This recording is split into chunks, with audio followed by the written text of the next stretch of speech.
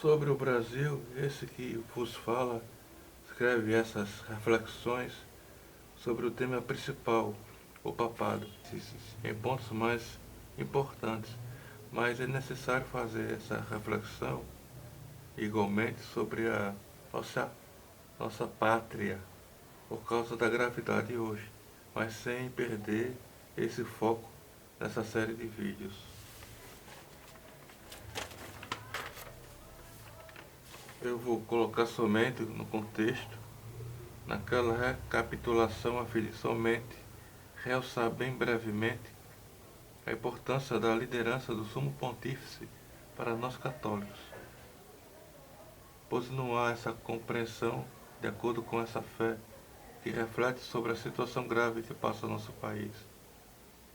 É importante refletir isso por amor à nossa nação, por haver uma necessidade tanto para o bem da Igreja quanto a nossa sociedade brasileira, que é bom lembrar que nós fazemos parte como cidadãos para um exame de consciência de nossas atitudes a fim de ter uma esperança de atitudes sensatas de acordo com a nossa fé diante desta mesma sociedade hoje. É sabido que essa mesma sociedade já ultimamente se demonstrava abalada por sofrer continuamente por causa de lideranças influenciadoras externas e revolucionárias, os quais são apegados a ideologias e preocupações materiais, não comprometidas com o transcendente e muito menos com a verdade do Evangelho. Eis que colocarei uma tradução de alguns parágrafos sobre as reflexões do padre Frank Luther, um padre diocesano alemão, estudioso sobre os tempos escatológicos da Igreja, para melhor compreensão dessa nossa reflexão, o qual nós podemos conferir no site obramissionaria.com, com o título O que sabemos sobre o terceiro segredo de Fátima parece estar sendo revelado na Igreja de hoje. Aqui começa no quarto parágrafo. Eu vou citá-los. Pouco depois, isso se tornou real para o Papa. No dia 13 de maio de 1981, aniversário da primeira aparição da Santíssima Virgem Maria, Mãe de Deus, em Fátima, em 1917, aconteceu a tentativa de assassinato em Roma. Aqui toda a provação sobre a qual ele falou tornou-se visível em uma cena dramática, o ataque direto contra o Santo Padre. Não foi dirigido somente a ele, mas a todo o corpo místico de Cristo na Terra. De acordo com os ensinamentos de Santo Agostinho, o Papa é a figura eclésia e representa a Igreja como um todo. Nesse contexto, ele deve ser compreendido após estar no meio de uma batalha apocalíptica e que tudo está em jogo. Isso fica mais claro quando consideramos as circunstâncias exatas da tentativa de assassinato. Os 5 tiros foram dados às 17 horas e 17 minutos. Aqui abri um parênteses. Rafael Sakharov Wojtyla, João Paulo II, em 1981. E também aqui revela-se uma premissa que o padre, podemos refletir na premissa do padre, nada é por acaso, no exemplo número 13 do atual governo. Fecha parênteses. Por um lado, isso aponta inquestionavelmente para o ano da fundação da maçonaria. São Maximiliano Maria Kolbe testemunhou em Roma sua marcha na Praça de São Pedro, em 1917. O apóstolo da Imaculada leu o plano professado pelos maçons. Em uma bandeira relevante, Satanás reinará no Vaticano e o Papa será seu escravo. Por sua vez, no mesmo ano de 1917, aconteceu a Revolução de Outubro, na Rússia, com a manifestação do comunismo ateísta e a batalha decisiva consequente. Nesses contextos, o ataque contra o chefe da Igreja Católica mostra a tentativa hostil de vencê-lo completamente. O objetivo do ataque em Roma foi, obviamente, remover o fundamento dado por Deus à Igreja, com o propósito de substituí-lo por outra liderança. Então tudo leva a crer que Bento XVI era esse escravo que descreve o padre. E isso se conecta com aquela visão da pequena Jacinta, do Santo Padre que estava numa grande casa, ajoelhado com as mãos ao rosto a chorar. à mesa enquanto o outro o insultava com palavras baixas. Logo, ambos os relatos demonstram um romano pontífice totalmente impedido de governar, ou seja, sem exercer seu ministério. Enquanto a sede romana nesse estado, que para muitos católicos ainda não dão importância para um questionamento, por ser muito surreal, mas que se mostram racionalmente relevantes diante de uma coerência cada vez maior por conta das circunstâncias contínuas relatadas que transformam em fatos concretos. Coloquemos, por exemplo, aqueles tempos tenebrosos não distantes que ouvimos nós antes nessa série de vídeos, pois todos nós testemunhamos.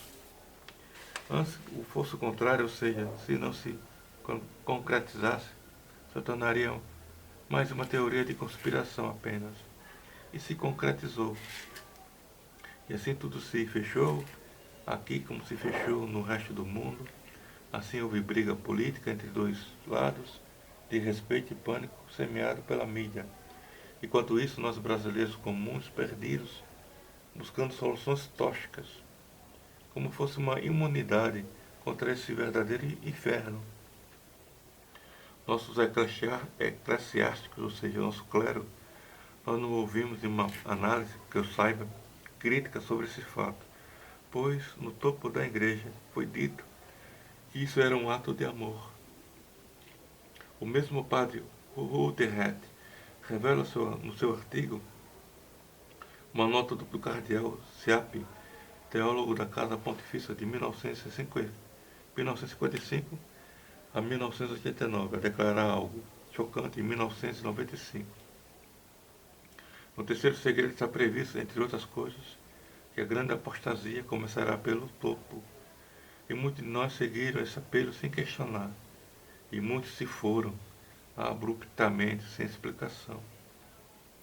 E acontece até hoje. Nós não nos importamos com a verdade. E assim se mantém viva ainda essa narrativa. E por causa dessa superficialidade da nossa fé, eu demonstrarei no exemplo do movimento tradicionalista. Depois houve a invasão russa contra a Ucrânia e logo apareceram novamente esses mesmos entre nós. Eles se demonstravam a necessidade de sermos partidários de um lado ou de outro. Nós já estávamos antes debilitados, ou seja, sem entender por causa daquela época. Porque se nós nos habituamos a viver fora da realidade, em ilusão, então não haveria como ver um perigo provável por problemas financeiros e psicológicos, além do horizonte. Enfim, eles fazem a parte deles, que é sempre mostrar soluções materiais, para nós que estamos sempre presos aos mesmos bens materiais. Nosso campo já estava escancarado, para semeado não por trigo, mas deixado livre para crescer somente mais joio. Eles demonstravam como se fossem líderes e assim mostravam alternativas para nos prepararmos. Em suma, não percebemos que isso será sempre uma fuga da realidade.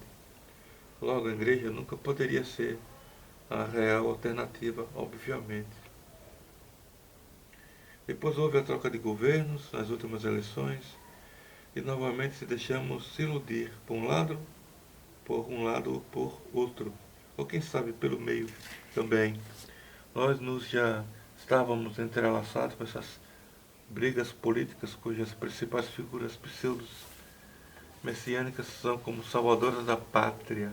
Houve revoltas e muitos de nós até foram metidos no cárcere. Tudo por causa que somos motivados por emoções, não pela razão. Assim, os mesmos influenciadores semearam pânico, os quais eram contrários ao novo governo. Eles diziam que o perigo de um novo regime autoritário e ateu sobre o nosso país com o atual governo. Recentemente o governo atual fez uma parceria com o regime chinês através do Banco Central Brasileiro sobre a transição financeira com moeda digital e será como uma moeda chinesa, como lastro, não mais o dólar americano. Isso significa total controle. Não haverá mais liberdade do uso do dinheiro. Pensemos nós, então, se houver alguma crítica ao governo, haverá, consequentemente, punições. Lembremos ainda a situação da igreja chinesa, que se mantém fiel ao Papa, à instituição. E que poderia acontecer conosco, então? Somente o óbvio. Naqueles tempos houve uma pré-milenar sobre esse controle total. Mas não percebemos, pois nossa fé é superficial e medíocre. Eu lembro daquela mulher que colocou R$ 1.000 de nota de 100 no micro-ondas para não sofrer um contágio. E o dinheiro queimou-se, claro. Nós não temos a capacidade de ver além do horizonte. E não usamos a razão. E se usamos a razão, então não nos falta graça. Logo, isso se revela a falta de amor à verdade. Em simples pesqueira, no Agreste Pernambuco, em 1936, Nossa Senhora disse que o Brasil seria castigado com a implantação do comunismo. E isso ela se mostrou com as mãos cheias de sangue. Nós absorvemos essa tagarelice toda sem fim e sem raciocinar, mas nós não temos o hábito de buscar o silêncio e a oração para ouvir a voz de Deus. Assim passamos vexames públicos, por exemplo, em frente de portões de quartéis. Nunca haverá resposta onde há caos. Enquanto isso, nas nossas igrejas, nos sacrários, está Jesus abandonado e esquecido, pois nenhum de nós já não tínhamos o hábito de visitá-lo. Desse modo, nós nunca chegaríamos a pensar em formar, por exemplo, um grupo de adoração constante em prol do nosso país. E nunca buscaríamos o sacramento da penitência.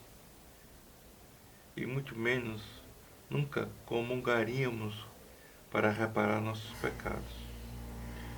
Nós não temos consciência disso.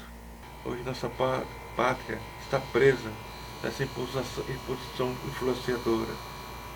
Hoje há as taxações financeiras, pois pouco de nós percebemos que tudo isso se trata de uma agenda, de uma nova ordem das coisas, substituindo a religião por trás de uma visão pseudo-messiânica, conforme diz o parágrafo 675 do Catecismo. O país já estava moralmente decaído e agora ficará falido, pois nós não buscamos a verdadeira solução. A verdade liberta, e o castigo sobre o nosso país pesará mais cedo ou mais tarde. Deus se afaste a sua face, pois nós primeiramente nos afastamos dela.